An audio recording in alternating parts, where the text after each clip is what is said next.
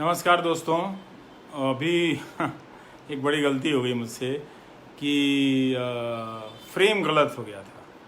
TV का आदमी हूँ, फ्रेम हॉरिजॉन्टल हो गया था तो चेहरा किसी और तरीके से जा रहा है। और जो आपके कमेंट हैं इफ्तिखार अहमद जैसे, शकील ख़ान हैं, इन सब के नाम किसी और तरीके से नज़र आ रहे थे। अखिलेश हाय, जितेंद्र यादव जी, वसीम सिद्दीकी जी, आप सबका नमस्कार, स्वागत है। अभिनव आवारा, अरे आवारा, आशीष शर्मा, क्या बात है आशीष जी। अविनाश कुमार, शिवम। तो मैं नौकरी पे बात करना चाहता हूं, क्योंकि पहला लाइव काफ़ी लंबा हो गया था तो संक्षेप में रखेंगे। आज आप देखेंगे कि नौकरी की समस्या क्यों बड़ी हो गई है और क्यों ये एक राजनीतिक मुद्दे का रूप ले रहा है। आप याद करें कि 2019 के जब लोकसभा चुनाव के समय में नौकरी सीरीज़ के कारण रेलवे पर दबाव बना और पीयूष गोयल को अनाउंस करना पड़ा कि हम सहायक लोको पायलट और टेक्नीशियन और अन्य भर्तियां निकालेंगे। और उन्होंने तो दावा किया था कि 1 साल के भीतर सारी भर्ती पूरी हो जाएगी, लेकिन आज तक की नहीं। जो लोग परीक्षा पास कर चुके हैं उन्हें भी पूरी तरह से सैलरी अभी शुरू नहीं हुई है, उनकी ट्रेनिंग शुरू नहीं हुई है। ट्रेनिंग शुरू नहीं हुई तो भत्ता नहीं मिल रहा है। और यही नहीं, 2019 में NTPC कैटेगरी की वैकेंसी निकाली, रेलवे ने फॉर्म भरा है, उसकी इम्तहान का अभी तक पता नहीं है। तो लोगों ने मजाक उड़ाया, कहा कि पकौड़ा बेचना भी रोज़गार है, और ये चल गया। काफ़ी मजाक उड़ा। युवाओं ने कहा कि छोड़ो इन बातों को, क्या करना है, हम फिर से वोट देते हैं। वोट आप किसी को भी दीजिए, लेकिन इस मुद्दे के साथ अन्याय मत होने दीजिए। इस मुद्दे को आप थोड़ा मैं चाहता हूं कि आप व्यापकता से समझें। मैं काफ़ी पढ़ता रहता हूं। अभी एक नई किताब आई है, ये संतोष मेहरोत्रा की किताब है, reviving jobs an agenda for growth. ये अर्थशास्त्री लोग हैं, इन्होंने मिल के लिखा है। कई लोगों के इसमें लेख हैं और ये 599 रुपये की किताब है। तो इसको पढ़ते हुए कुछ बातें समझ में आई, लगा कि आपके सामने रखना चाहिए। तो देखिए, 3 तरह की चीज़ें हैं। स्वरोजगार है, सरकारी रोजगार है और प्राइवेट नौकरी है।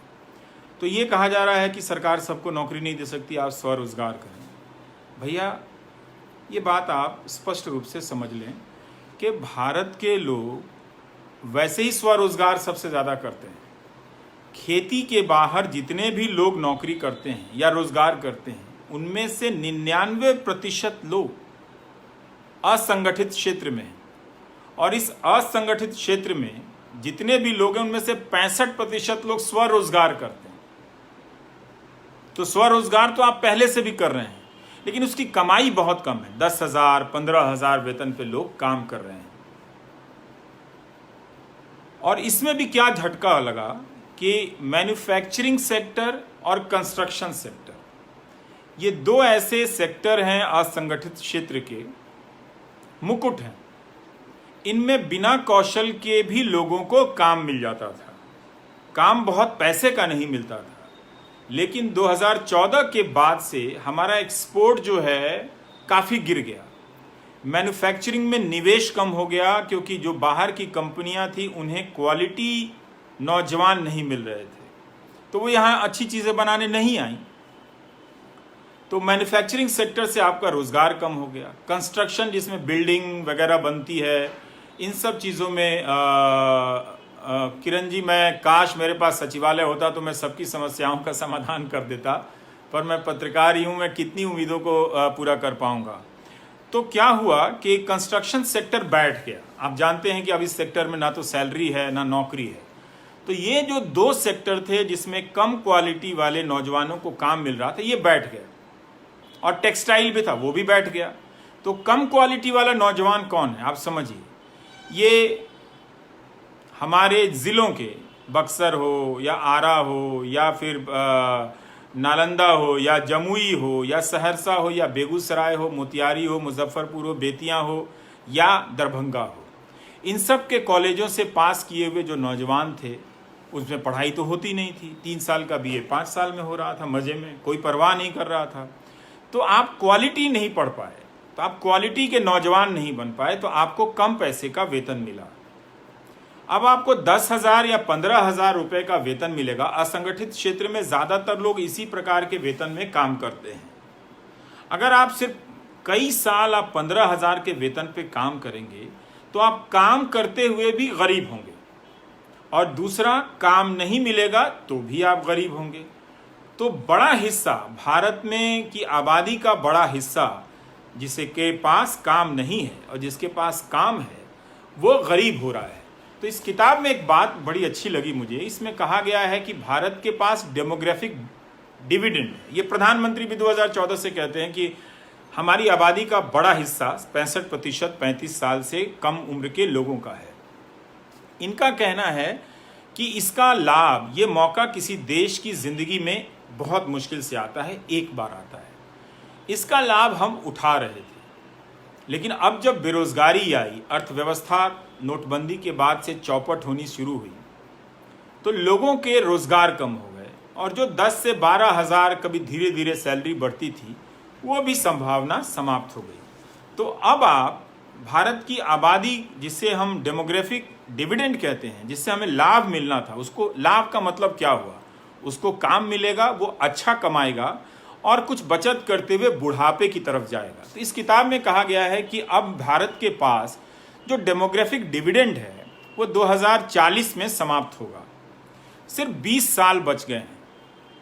अगर हमने नौकरी की संभावनाओं को बेहतर नहीं किया तो हमारी जो इस वक्त की आबादी है वो बेरोजगारी के दौर से बुढ़ापे में प्रवेश करेगी। दो तरह से, जिसके पास काम नहीं है और जिसके पास काम है उसके पास सैलरी कम है।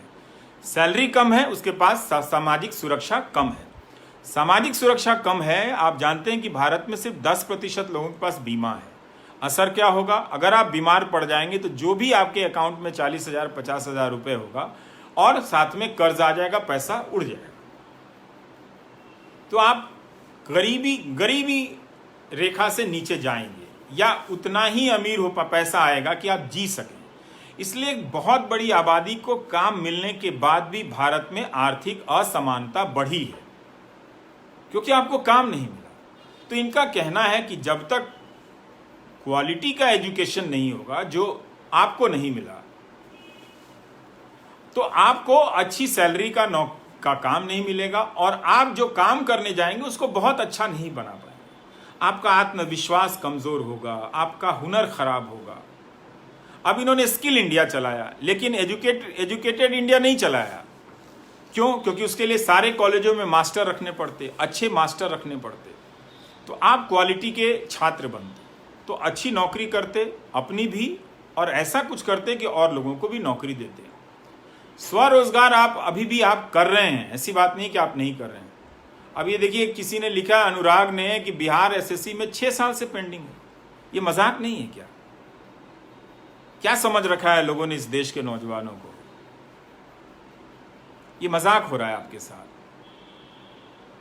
तो आपका एजुकेशन खराब हुआ, आप खराब क्वालिटी के नौजवान बने, आप कोचिंग में भटकते रहे मामूली बीए पास करने के लिए, कॉलेज में महंगी फीस दी, लेकिन वहां पढ़ाई नहीं हुई, कोचिंग में दोबारा पैसा दिया आपने। दुनिया के किसी देश में ऐसा नहीं होता है, किसी देश में नहीं होता। पढ़ाई का स्तर बहुत अच्छा होना चाहिए था, जो इन्होंने आज भी नहीं सोचते। इन्हें लगता है कि व्हाट्सएप यूनिवर्सिटी में कुछ मुसलमान, कुछ पाकिस्तान का भेज दो, कुछ चीन का भेज दो, हमारा नौजवान उसी में टहल टहल के समाप्त हो जाएगा। जाति धर्म से बड़ा क्या हो सकता है? वो उसकी पहचान के लिए जान दे देगा, लेकिन रोजगार की बात नहीं करेगा। आप मत करो। तो आपको खराब क्वालिटी का नौजवान बनाया गया। सरकारी क्षेत्र में नौकरियां बंद कर दी गईं, प्राइवेट सेक्टर में नौकरियों की संभावना समाप्त हो गई। तो बेरोजगारी बढ़नी थी। सरकार जो भर्तियां निकाल रही थी वो सिर्फ 4th ग्रेड की भर्तियां निकाल रही थी। तो इसीलिए आप देखेंगे कि वो नौकरी जिसकी 4th ग्रेड की सैलरी चूंकि 20,000 25,000 थी, और प्राइवेट सेक्टर में जहां वो 12,000 पे काम कर रहा था, इंजीनियर होते हुए भी, मैनेजमेंट की डिग्री लेते हुए भी, जाहिर है वो चपरासी की नौकरी के लिए अप्लाई करेगा। इसलिए वहां पर भीड़ थी, भगदड़ थी। अब आप देखें कि 2014 के बाद से यूपीएससी में आईएएस आईपीएस के भी पदों की संख्या में गिरावट आई है। सरकारी जो बी ग्रेड की नौकरियां थीं, एसएससी, राज्यों में आयोग की परीक्षाएं थीं, उनकी परीक्षाएं रोक दी गई। 2017 में कई महीने तक नौकरी सीरीज चलाने के बाद एसएससी की पुरानी परीक्षाओं के रिजल्ट आए। लोकसभा चुनाव में इसे पकौड़ा तलने को रोजगार कह दिया गया, उसके बाद खत्म हो गया। उद्योग का विकेंद्रीकरण है सर, आप समझिए जरा ढंग से, बीच में आप कोई भी आइडिया मत डालिए कि उद्योग का विकेंद्रीकरण हो जाएगा तो हो जाएगा। ऐसे नहीं होता है। जहां केंद्रीकरण है वहां क्या नौकरी मिल रही है? वहां मशीनीकरण के कारण नौकरी कम हो गई, बिजनेस ठप हो गया, इकोनॉमी बैठ गई, तो उन लोगों ने निवेश करना बंद कर दिया। 90% आबादी जो वर्क फोर्स है वो अगर मामूली तनख्वाह पर नौकरी करेगी तो बाजार कैसे बड़ा होगा? बाजार सिर्फ मामूली चीजों का होगा। अब लिख रहे हैं इंजीनियरिंग करने के बाद भी अच्छे पैसे की नौकरी नहीं मिलती है। क्वालिटी की टीचर कैसे नहीं मिलेगा? क्या बात करते हैं शुभंकर मिश्रा जी। आप अगर अच्छी शिक्षा में निवेश नहीं करेंगे तो मिलेगा कैसे? आप कहीं से तो शुरू करेंगे। आप अभी भी नहीं कर रहे हैं। बिल्कुल है, आप क्वालिटी के टीचर हो सकते हैं। सरकारों का बजट, अभी नीतीश कुमार कह रहे हैं कि 24,000 से, अरे भाई सुजीत जी, मेरे अब्बू डीएम नहीं थे तो क्या हुआ? ये पूछने का तरीका नहीं होता है। मैं यहां महत्वपूर्ण नहीं हूं। ये व्हाट्सएप यूनिवर्सिटी के चक्कर से निकलिए। मैं यही समझाने के लिए दोबारा लाइव कर रहा हूं। पहले वाले में कैमरा थोड़ा उल्टा हो गया था। अभी देखिए, जस्टिस फॉर रेलवे अप्रेंटिस मांग रहे हैं, तो जो आपने वैकेंसी निकाली है उसकी नौकरी तो देंगे। ये डीएम थे ये कहकर आप किसका मजाक उड़ा रहे हैं? किसका? यही युवाओं को बांटा जा रहा है। ये बात आपको समझने की जरूरत है।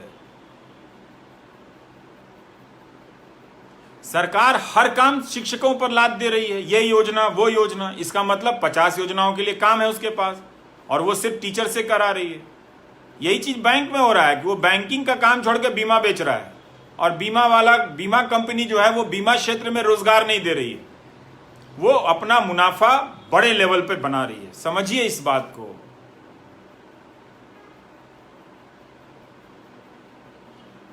इसलिए आप समझिए कि ये नौकरियां कम की गई हैं। सरकार ने नौकरी नहीं रखी, पेंशन बंद कर दिया कि वो पैसा बचेगा तो बड़े उद्योगपतियों को दिया जाएगा।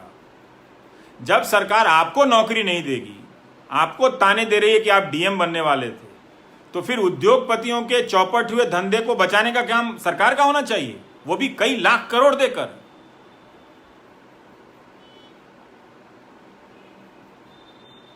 ये तो आप समझेंगे तो वो कई लाख करोड़ रुपया आप 10 उद्योगपति 100 उद्योगपति के चौपट धंधे को बचाने में आप लगा रहे हैं, उससे आप लोगों को नौकरी दीजिए। और जब आप कॉन्ट्रैक्ट की नौकरी पैदा कर रहे हैं सिर्फ इसीलिए कि लोगों को कई तरह की सामाजिक सुरक्षा की चीजें नहीं देनी होगी, तो ठेकेदार तो सरकार से 15,000 रुपए के हिसाब से कर्मचारी का पैसा लेता है और कर्मचारी को रखता है 6,000 पे। तो सरकार ही रखे, कम से कम 6,000 की जगह 15,000 तो मिलेगा।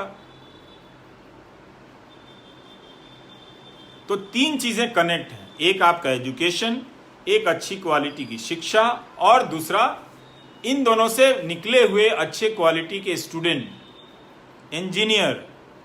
अब तो सॉफ्टवेयर कंपनी वाले बयान दे देते हैं कि 90% इंजीनियर नौकरी देने लायक नहीं है। क्यों भाई? उनसे पैसा तो आपने पूरा लिया, 4 साल उनके जीवन का लिया। अब आप कह रहे हैं कि नौकरी देने लायक नहीं है, तो फिर उस कॉलेज को बंद करना चाहिए था, उस कॉलेज से पैसा वापस करवाना चाहिए था कि कैसे आपने कह दिया। इसलिए काम करने के हालात खराब किए जा रहे हैं, और इसीलिए ज्यादातर लोग बेरोजगार हुए। जिनके पास रोजगार है उसके पास पैसा नहीं है। ये बात आप समझिए। नौकरी के मसले का मजाक उड़ाने का समय नहीं है। एक बार उड़ चुका। कई लोग कहते हैं कि बिहार में भी ये मुद्दा हार जाएगा। हार जाए, मुझे उससे कोई फर्क नहीं पड़ता। 2017 में जब मैंने नौकरी सीरीज शुरू की थी, पता भी नहीं था कि बिहार में ये मुद्दा बन जाएगा, पता भी नहीं था कि मध्य प्रदेश में ये मुद्दा बनेगा और छत्तीसगढ़ में भी बनेगा। इसमें आप सभी सरकारों की कड़ी परीक्षा लीजिए। ये झुंझुना बांटा जा रहा है कि ईडब्ल्यूएस, कमजोर रूप से आर्थिक तबके के लोगों को हमने आरक्षण दे दिया। नौकरी तो दे नहीं रहे हैं आप, नौकरी क्या दी? और ईडब्ल्यूएस को भी सर्टिफिकेट मिलने में 100 दिक्कतें आती हैं, रोज मुझे लिखते हैं वो लोग। तो इसलिए आपके पास जो पैसा है आपके पिताजी के पास, एक अच्छा कॉलेज ना होने के कारण वो कोचिंग पे खर्च कर रहे हैं, और बीमार पड़ गए तो बीमारी पे खर्च करके कंगाल हो जा रहे हैं लोग। तो इसलिए आपके पिताजी की पीढ़ी का जो भी पैसा उनके पास आता, लाभ मिलता आपके परिवार को, आपको नहीं मिल रहा है, और आप अच्छा पैसा नहीं कमा पा रहे हैं, तो आप अगली पीढ़ी को नहीं देंगे। इसलिए इस किताब की बात सही है कि 2040 में जब हम प्रवेश करेंगे तो हम बेरोजगारी से बुढ़ापे की तरफ जाएंगे। चीन की तरह नहीं कि चीन ने इसी दौर को 9 से 10% की जीडीपी में वो ले गया, जिससे उसके जवानी को, उसके नौजवानों को अच्छा काम मिला, अच्छा पैसा मिला, और वो फिर वो एजिंग में चले गए यूरोप की तरफ। भारत के पास जब ये मौका आया तो नौजवान गरीब होते हुए वहाँ पर बेरोजगारी और बुढ़ापे की तरफ जाएंगे, तो बहुत तकलीफ होगी। इस बात को आप समझिए। इसलिए नौकरी का मुद्दा सिर्फ सरकारी नौकरी का मुद्दा नहीं है, सरकार को नौकरी देनी चाहिए। जब सरकार का बजट 24,000 से 2 लाख करोड़ का हुआ है, जैसा कि नीतीश कुमार कहते हैं, तो उसका काम भी बढ़ा होगा, और काम बढ़ा है तो उन्हें अच्छी नौकरी देनी चाहिए। जब खुद विधायक लोग पेंशन लेते हैं और आपको पेंशन नहीं देते हैं, बहुत सारे लोग जो रिटायर हुए हैं आपके रिश्तेदारों में, आप पता कीजिए, उनकी स्थिति बहुत खराब है। बच्चा अच्छा होगा तो, लेकिन उसके पास अपने जीवन के लिए भी वो कम कमा रहा है, तो माँ बाप की देखभाल कैसे कर पाएगा? कई बार नियत होते हुए भी वो नहीं कर पाता है, और लोग बीमारी से परेशान हैं। आपको ये बात समझनी है। ये जो व्हाट्सएप यूनिवर्सिटी आती है, चुनाव के समय आ जाता है, मेरा चेहरा बदल दिया जाता है और ये सब चलता है, आप मेरा मजाक उड़ाइए, मुझे गालियां दीजिए। इतनी बड़ी सरकार, इतना बड़ा आईटी सेल अगर किसी के पीछे लग जाएगा तो लोग, मैं चाहूंगा भी तो भी लोग मेरे बारे में उल्टा सोचेंगे। आप सोचते रहिए, लेकिन आपकी जिंदगी को लंबे समय के लिए जो बर्बाद किया गया है, वो बात बहुत ज्यादा सही है। इससे आप बच नहीं सकते। आपकी जिंदगी, अब जो अर्थव्यवस्था चौपट हुई है, अब अगले 10 साल में भी कुछ नहीं होने वाला है। बहुत सामान्य धक्का खाते हुए चीजें बढ़ेंगी। अब तो लोगों की सैलरियां कम हो गई। नवनीत जी ठीक लिख रहे हैं कि लंदन में रहते हैं और हेल्थ सिस्टम को और एजुकेशन सिस्टम को खत्म होते हुए देखना कितना दर्दनाक है, क्योंकि डॉक्टर नहीं है और टेक्नीशियन स्टाफ नहीं है। फार्मासिस्ट की भर्ती बंद हो गई है। आप बताइए नवनीत जी, आप लंदन के जो नेशनल हेल्थ सर्विसेज है, सिस्टम है, उसमें बिना फार्मासिस्ट की डॉक्टरों की कोई मीटिंग आपने देखी है, सुनी है? भारत में है ही नहीं। डॉक्टर को हटा दिया गया। तो एक सामाजिक रूप से ये बेरोजगार बना रहे हैं। चूंकि इनको पता है कि नौजवान ये सवाल आज ना कल पूछेगा, इसीलिए जब भी चुनाव आता है व्यापक पैमाने पे मुसलमान, पाकिस्तान, ये चलने लगता है। अगर यहां नहीं पैदा होता है, 2-4 लोगों को पकड़ के लाया जाता है, उनसे बयान दिलवाया जाता है, फिर कहा जाता है आप इस पे नहीं बोल रहे हैं, उस पे नहीं बोल रहे हैं। अरे भाई, हम मान लीजिए हम सब पे नहीं बोल रहे हैं, आप नौकरी पे क्यों नहीं बोल रहे हैं जो सबका मुद्दा है? ठीक बोल रहे हैं सुनोरिया साहब कि एनपीएस का सेशन अलग से कर लें। मैंने तो अभी किया, इसके पहले बताया तो कि एमपी लोग 4-4 पेंशन ले रहा है और आपसे हमसे कह रहा है कि बाजार में निवेश कर दो। मैं तो यही कह रहा हूं कि मैं अपने दफ्तर में जहां सभी योग्य लोग काम करते हैं, वहां पर भी मैं देखता हूं 2 ही 4 लोगों को मार्केट में निवेश करने आता है। बाकी सब पूछते रहते हैं, इधर उधर बौआते रहते हैं कि क्या करें। किसी के पास पेंशन का कोई इंतजाम नहीं है। और आप टैक्स दे रहे हैं, मेहनत की कमाई से सरकार को टैक्स दे रहे हैं, और 4 संपादक अंग्रेजी में लिखते हैं नहीं सरकार को अपना खर्चा कम करना चाहिए। क्यों भाई? क्योंकि सारा पैसा उठाकर बड़े उद्योगपतियों को दे देना चाहिए। आप 100 उद्योगपतियों का धंधा चला रहे हैं जनता के टैक्स के पैसे से, और जनता को आप पैसा कुछ नहीं दे रहे हैं। और आपने एक नया तरीका सुना है कि किसी को जनधन अकाउंट में 500 रुपया दे दो। उसकी कमाई 5,000 10,000 थी, वो तालाबंदी के कारण चौपट हो गई, 500 रुपया दे दिया। आप कह रहे हैं कि कुछ तो मिला। हाँ, कुछ क्यों नहीं मिला? मैं भी कह रहा हूं कुछ मिला, लेकिन उसके बदले आपका सब कुछ ले लिया गया। किसी को 2,000 किसान को दे दिया, किसान उसी में खुश हैं। बस किसान को आज ना कल समझ में आएगा कि उसका 1 एकड़ में नुकसान ही 10,000 रुपए का हो गया है, तो ये 2,000 रुपए से उसका क्या होने वाला है? आप यूनिवर्सल बेसिक इनकम दीजिए, आप सबको 10-10 हजार रुपए दीजिए। अमेरिका ने लोगों को कितने पैसे दिए जिनकी नौकरियां गई? फूल सिंह जी कहते हैं समझ में नहीं आता कैसे करें। इसमें समझने की बात है, इसमें आपको कहना पड़ेगा कि आप इसी मुद्दे पर टिके रहना चाहते हैं, आप चाहे कोई भी दल हो। ऐसा नहीं है कि कश्मीर के नौजवान और जम्मू के नौजवान आपकी तरह बेरोजगारी और नौकरी को लेकर परेशान नहीं हैं। ये ओपन हार्ट कह रहे हैं पूरे बिहार में सिर्फ 2 फार्मासिस्ट हैं। बताइए, अगर ऐसा है तो ये कितना भयावह है।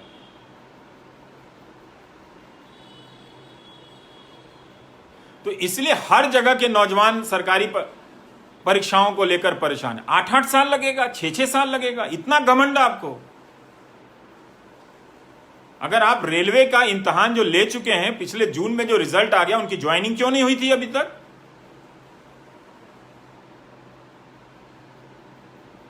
अप्रेंटिस वाले कितना आंदोलन कर चुके हैं, कोई नहीं देखना। सिपाहियों के कितने पद खाली हैं, शिक्षकों के कितने पद खाली हैं। इसलिए इसे देखिए और समझने का प्रयास कीजिए।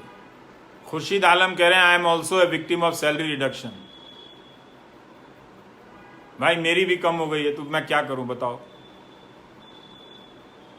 तो इसलिए आप लोग जिनकी सैलरी कम हुई है, अब सैलरी वापस होने में बहुत ज्यादा हो जाएगा, बहुत समय लगेगा। किसी ने कनाडा से लिखा है, बनर्जी साहब ने, कि कनाडा में सबने, सरकार ने सबको $2000 पर मंथ दिया है। हरसिमरनजीत सिंह ने लिखा है, कमाल है। तो हमारी जिंदगी बर्बाद हो रही है, बर्बाद की जा रही है धर्म से जोड़कर। इस धर्म को कोई खतरा नहीं है, आपकी जिंदगी को खतरा है इस धर्म की राजनीति से। ये बात आप समझें। हर चुनाव में ये भय क्यों पैदा किया जाता है? फिर आप एक ईमानदार पुलिस व्यवस्था, जांच व्यवस्था क्यों नहीं बनाते हैं? फिर क्यों ये आप काम करते हैं कि इलाहाबाद हाईकोर्ट को कहना पड़ता है कि किसी को झूठे आरोप में फंसाकर गौरक्षा कानून में भर्ती कर दिया जाता है, जेल में बंद कर दिया जाता है। गौरक्षा के नाम पर आजादी के समय से बड़े बड़े जमींदारों ने, लोगों ने लाखों एकड़ जमीनें दान दी कि हमारी गाय माता अच्छे घास का भोजन करेंगी। उन सारी जमीनों पर कब्जा हो गया है। ग्राम प्रधानों में भी, ग्राम सभाओं की जमीन पर भी, चारागाह की जमीन पर कब्जा हो गया है।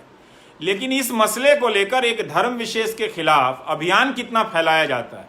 एक रिपोर्टिंग आपने उस गोदी मीडिया पर देखी है कि एक गांव की चारागाह की जमीन है जिस पर किसी दबंग ने कब्जा कर लिया है, और वही आदमी अपने जिले के मुख्यालय में बैठकर गौ रक्षा की राजनीति करता है। हमारी गौ माताएं, तकलीफ होती है देखकर। दिल्ली का घर फ्लैट का है, वरना पटना में और अपने गांव में हम गाय पालते थे, और हमारे यहाँ जो सब्जी काटी जाती थी उसको बहुत इज्जत से काटी जाती थी। हम जमीन पर नहीं रखते थे, टोकरी में रखते थे। उसको उठा के गौ माता को पहले खिलाते थे। उसको हरा हरा देख करके उसे हरा कुछ मिला है तो तबीयत खुश हो जाती थी। आज यहाँ दिल्ली की सड़कों पर आज तक मैं देखता हूँ कि गौ माता प्लास्टिक की थैली और कचरे में खा रही है। ये मैंने अपने बचपन में गायों को खाते नहीं देखा था, कभी भी नहीं देखा था। तो गायों के लिए कोई अच्छा ढंग का हुआ? आप जाकर देखिए, कुछ गौशालाएं बनाई गई, उसमें भी राजनीति हुई। खाने पे गायों के खाने के लिए नहीं है। हमने तालाबंदी के दौरान दिल्ली में किया था, गौ माताओं को खाने के लिए कुछ नहीं, राजनीति के लिए सब है। कीजिए, आप आंदोलन चलाइए कि गौ रक्षा, गौ के लिए जो चारागाह की जमीन गायों के लिए दी गई थी, उन जमीनों पर कब्जा हटाया जाए। वो राजनीति कीजिए ना। हर बात में मेरा आईटी सेल प्रचार करता है, तरह तरह की चीजें बनाता है। लोग पूछता है आपके खिलाफ वायरल हो रहा है। मैं क्या करूं भाई?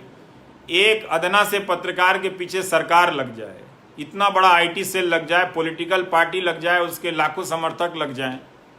मैं जिंदा हूं, यही बहुत है। आप लोगों की दुआ से मैं क्या कर सकता हूं? लेकिन आप जिसे समर्थन देना है उसे दीजिए, लेकिन कहिए कि भाई रोजगार के सवाल पर आइए, बात रोजगार की कीजिए। ये हिंदू मुसलमान के फ्रेम में, ये जाति धर्म के फ्रेम में अब मत रखिए। ईडब्ल्यूएस वाले भी समझ लें, जब सरकारी नौकरी नहीं होगी तो इस आरक्षण का कोई मतलब नहीं है।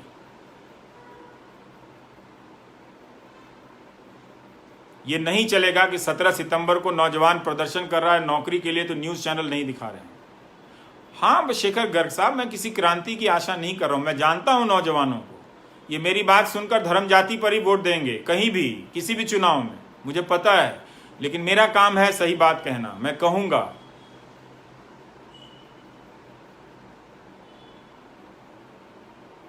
ये बात आप किसी चुनाव के संदर्भ में नहीं देख सकते। मैं 2017 से अकेला इन सवालों को उठाते आ रहा हूं। उसके पहले मुझे इसका नहीं, इनको परवेज साहब को डिप्रेशन क्यों हो रहा है? मैं तो रास्ता बता रहा हूं परवेज साहब, मुझे तो डिप्रेशन नहीं हो रहा है। अब कोई कह रहा, अविनाश कह रहे हैं कि रेलवे को 866 करोड़ रुपए आ गए 2017-18 में फॉर्म से। मुझे पता नहीं, हिसाब मुझे जोड़ना नहीं आता, मैं अक्सर गलती कर देता हूं। तो इसलिए आप सब काबिल लोग हैं, आपको खराब एजुकेशन सिस्टम देकर कम काबिल बनाया गया है। किसी ने लिखा है वियतनाम सरकार ने भी 10,000 दिया है सबको, यहां देखिए 500 और 2,000 देकर ही गुणगान गा रहे हैं सब। तो आप करें। शेष नारायण साहब कह रहे हैं नेपाल से हैं, वहां से मेरा न्यूज देखते हैं। नमस्कार शेष नारायण जी, क्या बात है? कोई वियतनाम से, कोई लंदन से और कोई कनाडा से आ गया। उड़न तश्तरी भी जी भी हैं हमारे साथ। खिलाना चाहिए, क्यों नहीं खिलाएंगे गाय को सब्जी भाई? ऐसी व्यवस्था हम कर सकते थे। उसके चारागाह की जमीन ही हम रखते, उसमें हरी हरी घासें होती तो हमारी गाय खा के मजा आ जाता, स्वस्थ दूध मिलता हम सबको। तो इसलिए बहुत सारे नौकरी के सवाल को शिक्षा, स्वास्थ्य, आपके कौशल, अच्छी शिक्षा से जोड़कर देखिए, वरना आप सब बहुत बड़े नुकसान की तरफ बढ़ते चले जा रहे हैं। ये आईटी सेल वाले बदल कर चले जाएंगे जो आपके व्हाट्सएप में भेजते हैं। आपके व्हाट्सएप में इस तरह की अफवाहें आए तो समझिए कि कोई आपको इसी लायक समझता है। ये आपका अपमान है। आपकी नौकरी के साथ इस दौर में जो 6 साल में मेहनत होनी चाहिए थी वो नहीं की गई। स्वरोजगार किया जा रहा है। जो कहने वाले लोग, उनको पता होना चाहिए कि सबसे ज़्यादा लोग स्वरोजगार करते हैं इस देश में। सिर्फ 10% लोग हैं जो फॉर्मल नौकरी पे हैं, जिन्हें सैलरी मिलती है नियमित, अच्छी सैलरी वाले 7 से 10% हैं। पढ़िए इस किताब को, पता चलेगा। और ऐसे बहुत सारे लेख हैं। बेरोजगारी की दर जब 45 साल में सबसे अधिक हुई तो डेटा ही गायब कर दिया गया, अदल बदल के लाया गया, कहा नहीं हमने कुछ पैमाना बदला है। अब 17% बेरोजगारी है। 17-18 में ही Centre for Monitoring Indian Economy ने कहा था कि 1 करोड़ रोजगार कम हो गए। तो लगातार रोजगार कम हो रहे हैं, जो मिल रहे हैं उसमें सैलरियां कम हो गई हैं। क्या आपको अंदाजा है कि किस तरह की तबाही आने वाली है? तो आपके माँ बाप हों, आप हों, जितना नशा आपको धर्म की राजनीति में करना है कर लीजिए। वक्त अब आपको नहीं मिलेगा, वक्त गुजर गया। अब अगला 10 साल हम मामूली तरक्की के लिए भी तरसेंगे जिस हालत में पहुंचा दिए गए हैं।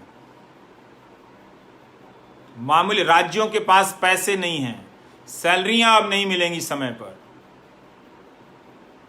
तो आप देख लीजिए, हमारा क्या है, हम तो गाली सुनते रहते हैं, आप सुनाते रहेंगे। तो आप देख लीजिए कि उसमें क्या है। मेरी कोई बड़ी बात नहीं है, मेरी परेशानी कोई बहुत महत्वपूर्ण चीज़ नहीं है, पर मैं बड़े फलक पर देखता हूँ तो ऐसा कोई तबका नहीं मिलता है मुझे जो परेशान नज़र ना आ रहा। आपकी जवानी है साहब, अच्छी नौकरी नहीं मिलेगी। कितने क्वालिटी के लोग हैं। मान मुझे तो 4-5 शिक्षक मिले थे, उन्होंने मेरी ज़िंदगी बदल दी। कैसे बदली? उन्होंने मुझे अच्छी किताबें दी, उन्हें मुझे पढ़ना सिखाया। वरना मैं रट रहा था किताबों को, मैं नहीं समझता था कि मैं ये किताब क्यों पढ़ रहा हूँ। सिर्फ 4-5 टीचर ने मेरे पूरे क्लास के लड़कों को बदल दिया और वो सब अच्छी नौकरी में गए, अच्छे काबिल लोग बने। लेकिन आपका गणित भी बहुत अच्छा है, नैसर्गिक रूप से आप बहुत प्रतिभाशाली हैं, बहुत व्यवहारिक चीज़ें आती हैं, लेकिन आपने 3 साल का जो बीए में एडमिशन लिया उसी में आपका कबाड़ा कर दिया गया। चाहे आप इंजीनियरिंग में गए हों, चाहे आप उसमें गए हों, और फिर आपकी आर्थिक स्थिति खराब कर दी गई। आप काबिल नहीं हैं। जब काबिल नौजवान बाजार में जाता है तो वो मोल भाव करता है। वो कुछ दिन के लिए भले कम पर काम कर ले, लेकिन ज़्यादा काम करने की उसमें सलाहियत पाता है, योग्यता आती है, वो कुछ और बिजनेस कर सकता है। ऐसा क्यों है कि असंगठित क्षेत्र में ज़्यादातर लोग 10,000 15,000 की नौकरी करते हैं, बहुत तकलीफ में नौकरी करते हैं। लेकिन इस देश में धर्म की राजनीति ने आप सबको बर्बाद कर दिया है। आप नौजवान अब किसी लायक नहीं रहे। इससे निकलना आप मत समझिए कि फेसबुक लाइव देखकर आप निकल जाएंगे, ना ही मैं आपसे कोई उम्मीद करता हूं। मैंने तो लिखा है कि मैं भारत के युवाओं से 3.5% उम्मीद करता हूं। मुझे सब असलियत पता है दोस्तों कि इस लाइव के बाद आप क्या कहेंगे। सब समाज की सारी व्यवहारिकताओं, अनैतिकताओं को मैं जानता हूं। भारत का समाज जो है, आप अपने घर में, परिवार में, आसपास किसी आयोजन प्रयोजन में देखेंगे, अनैतिकताओं से भरा हुआ समाज है। इसमें एक और बात लिखी हुई है कि भारत का परिवार इलाज कराने और दहेज देने में गरीब हो जाता है। सोचिए, 2 में से 1 परिवार दहेज के कारण गरीब हो जाता है। अब लिखे हैं, पारिदा साहब लिख रहे हैं कि एनआईटी से हैं लेकिन उन्हें नौकरी नहीं मिली है। अब भाई परीक्षाएं अब नहीं होंगी, प्राइवेट सेक्टर में नौकरी नहीं है, सरकार नौकरी देना नहीं चाहती है, क्योंकि रेटिंग एजेंसियां कहेंगी कि आप तो अपना खर्चा बढ़ा रहे हैं। जैसे ही सरकार 10 लाख करोड़ 4 उद्योगपतियों को दे देगी, रेटिंग एजेंसियां वाहवाही करेगी। इस चक्र में हम फंस गए हैं। इसीलिए हो सकता है मेरी बातें सही ना हो, पर्याप्त ना हो, मुझे झारखंड का भी पता है दोस्त, मैं सब सरकार का बोल रहा हूं। जरूर इस मुद्दे पर फोकस मेरा केंद्र सरकार के कारण गया था, और उस फोकस को अभियान की तरह करने के बाद भी आज देखिए कि रेलवे की जो भर्तियां हैं वो पूरी नहीं हुई हैं। तो आपको तय करना है कि आप इस अफीम को, धर्म के खतरे के अफीम को लेकर कब तक जीना चाहते हैं। कई नौजवान लिखते हैं कि मैं तो बदल गया हूं, मैं अपने पिताजी का क्या करूं, वो दिन रात गोदी मीडिया देखते रहते हैं। होता है, ड्रग एडिक्ट हो जाते हैं लोग। इतना आसान नहीं है उनको उस चंगुल से निकाल पाना। बहुत मेहनत करनी पड़ेगी इस समाज को नए स्वरूप से गढ़ने के लिए। सरकारों का पुनर्गठन करना पड़ेगा, आर्थिक नीतियों पर हमारी सोच बदलनी पड़ेगी। 50-50 किलोमीटर का एक जिला है, 20 एकड़ की जमीन में घर में डीएम रह रहा है। एक डीएम क्यों होना चाहिए? 4 डीएम क्यों नहीं होना चाहिए? वो डीएम अपने कार्यकाल में अपने सारे विभाग के कर्मचारियों से मिल नहीं पाता होगा, वो काम क्या करेगा? केवल मीटिंग होती है, आजकल यही होता है, जिले में मुख्यमंत्री मीटिंग करने लगे हैं, उसका फोटो दिखाया जाता है, डीएम को डांटा जाता है। वो डांट खाएगा ही, क्योंकि उसके पास कर्मचारी नहीं है। बहुत सारे लोग अच्छी नीयत के साथ आईएएस बनना चाहते हैं, पर इन्हीं सब चीजों में भटक के अंत में फिर वो भी भ्रष्ट होकर चले जाते हैं। तो मैं अब आप सबसे विदा लेता हूं, और बहुत बहुत शुक्रिया, दोबारा आपने मेरा लाइव सुना। उम्मीद करता हूं कि इस बार मेरा फ्रेम अच्छा होगा। और भोजपुरी में 2 लाइन में मैं फिर से कह देता हूं कि बबुआ लोगिन, बबुनी लोगिन, बात सुनी लोगिन, रउआ लोगिन के नौकरी के अब कहीं कौन ठौर नहीं है। जो ना स्कूल कॉलेज में बपसी पढ़ा के भेजले रहले, वो कॉलेज में मास्टर नहीं है, नीमन प्रोफेसर नहीं खन सन, तो रउआ लोगन जौन काबिल बनत रहनी है अब काबिल नहीं है, तो कम कामों मिली तो रउआ लोगन के कमे पैसा के काम मिली। वो बनावल गई बा, जबकि रउआ बहुत काबिल रहनी है। अगर नीमन मास्टर रहता सन आ मास्टरनी लोग रहित लोग, तो रउआ लोगन के चमका दिल रही, तो नीमन नौकरी मिलल रही रउआ लोगन के। अब वो नहीं खे मिलत, तो एजुकेशन राउर बर्बाद हो गई, आ हेल्थ बर्बाद बा चौपट। तो इलाज में जो बपसी के लगे, बाबूजी के लगे जौन पैसों बा, वो इलाजे में बर्बाद हो जाता, सारा पैसा फूका जाता, रउआ लोगन फिर गरीब हो जाता है। तो एक जना के तो नौकरी नहीं है, आ जरा नौकरी बा ओकरा उतने सैलरी बा कि वो बेचारा जी सकता, पेंशन उन्शन के कोनो ठिकाना नहीं है। तो ऐसे जो ये नौकरी के जो मसला बा ओकरा के मजाक में मत उड़ाई, आ ईगो में मत ली रउआ लोग।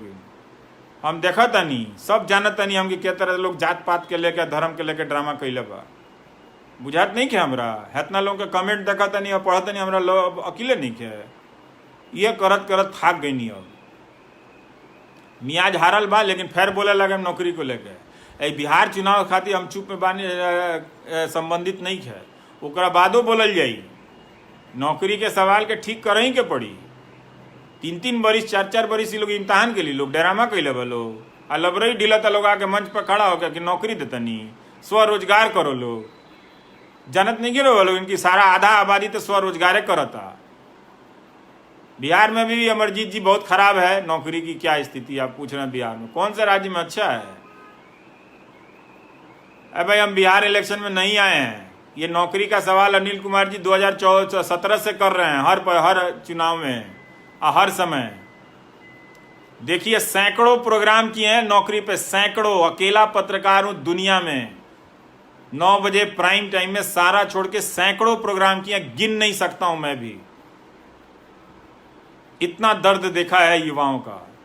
तो आप बहाना बना के गाली देते रहिए मुझे, उससे कोई फर्क नहीं है। आपको नौकरी मिल जाए तो मुझे मिठाई भेज दीजिएगा, अच्छी नौकरी मिले तो। यहाँ तो परीक्षा पास करके लड़का लोग घर में बैठे हुए क्योंकि नौकरी नहीं किया। तो जाता नहीं, बहुत बहुत शुक्रिया, आप लोगों ने हमको देखा, दोबारा सुना। अच्छा है कि आप इस नौकरी के मुद्दे को व्यापकता से समझेंगे, अपनी शिक्षा से जोड़कर देखेंगे, अच्छी क्वालिटी की शिक्षा से, अपने हुनर से जोड़कर देखेंगे। जा गिर गया, हाँ, और स्वास्थ्य से जोड़कर देखेंगे, सामाजिक सुरक्षा से जोड़कर देखेंगे, वरना आप अच्छी जिंदगी नहीं जी पाएंगे। आपकी जिंदगी में कई तरह की बेचैनियां रहेंगी। इसलिए ये आईटी सेल वालों की नौकरी छोड़िए। आईटी सेल की नौकरी भी स्वरोजगार है, उड़न तश्तरी जी कर रहे हैं। हाँ, एक तरह से है, उन सब की भी नौकरी बदल जाएगी। कितना झूठ बोलेगा कोई, टाइप करेगा, लड़का बीमार हो जाएगा।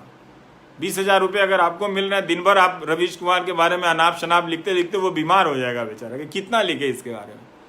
तो इसलिए ठीक है, हम मीडिया नहीं बदल सकते, हम दुनिया नहीं बदल सकते, हम समाज नहीं बदल सकते हैं। हम जो बात कह सकते हैं वो बात मैंने आज आपसे फिर से कही है, हम 1000 बार कहेंगे, हज़ारों बार मैंने चिट्ठियां लिखी है नौजवानों के नाम। तो इसलिए लफा शूटिंग मेरे साथ नहीं भैया, कि चुनाव आया है तो मैं बोल रहा हूँ। इतना बोला हूँ नौकरी के सवाल पे कि कई चुनाव गुजर गए, अभी कई चुनाव गुजरेंगे इस नौकरी के सवाल पे। इसलिए आप सबको शुभकामनाएं। आप अपने ज़िले के कॉलेजों का हाल लीजिए, अस्पतालों का हाल लीजिए, प्लीज़ कुछ ठोस बदलाव की तरफ आप बहस को ले जाइए, जिससे नेताओं पर, सभी दल के नेताओं पर, सभी सरकारों पर मुकम्मल दबाव पड़े। नमस्कार।